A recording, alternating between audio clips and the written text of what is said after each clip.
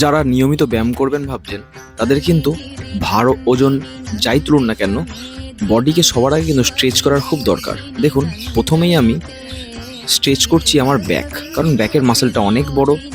এরপরে ব্যাকের সাথে আমি টোটাল লেনদেন, মাজা এবং শোল্ডার সমস্ত ফ্লেক্স করছি।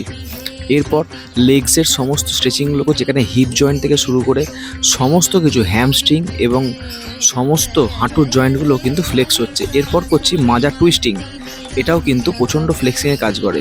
এরপর সমগ্র বডিকে নিচের দিকে নামানো। তারপর নেক জয়েন্টগুলো কিন্তু রোটেশন এবং ইনভার্ট রোটেশন কিন্তু ঘুরিয়ে নিতে হবে। এরপরে করব রিস্ট রোটেশন। মূলত আমাদের মাথায় রাখতে হবে প্রত্যেকটা যেন 10-10-20 সেট করে হয় এবং রোটেশন ওয়াইজ হবে। যে জয়েন্টসগুলো, দেখুন এই জয়েন্টটা কিন্তু খুব গুরুত্বপূর্ণ, হিপ জয়েন্ট, এটাও কিন্তু হিপ জয়েন্টের জন্যে। এরপরে চলে আসবো সবচেয়ে গুরুত্বপূর্ণ এক্সারসাইজ, সবচেয়ে চাপ পড়ে যেটা, সেটা শোল্ডার।